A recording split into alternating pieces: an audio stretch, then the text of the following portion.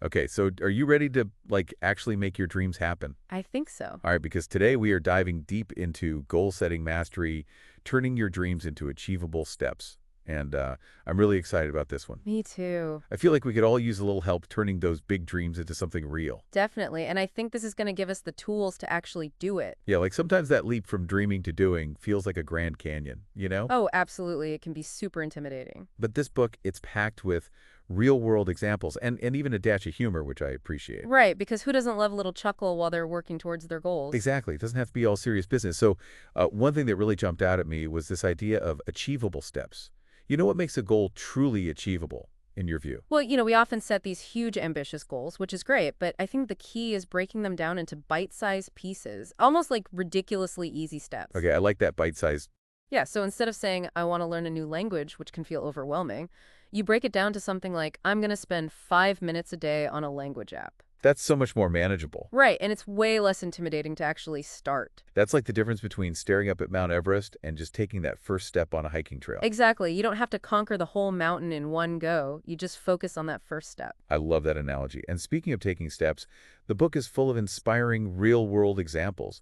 Did any of them particularly stand out to Oh, you? yeah, definitely. One that really stuck with me was about this woman who dreamed of running a marathon. Wow, a marathon. Yeah, but here's the thing. She wasn't a runner at all. It seemed impossible. Yeah, that's a pretty big goal if you're not already a runner. Right. But she had this plan. She started by just walking, then short jogs, gradually increasing her distance every week, and meticulously tracking her progress. Wow, that's dedication. Yeah, and she even had setback like injuries along the way, but instead of giving up, she adjusted her training and focused on what she could do, and eventually she crossed that finish line. That's incredible. That's such a powerful example of how breaking things down and staying persistent, even when things get tough, can really lead to amazing results. Absolutely. It's not just about setting a goal, it's about having a plan, being adaptable, and sticking with it even when you hit roadblocks. It's like a series of small victories leading up to that big win. Now, Exactly. even with the best planned, I think we all face moments of doubt and discouragement, right? Oh, for sure. That's where I got really curious about the book's mention of humor.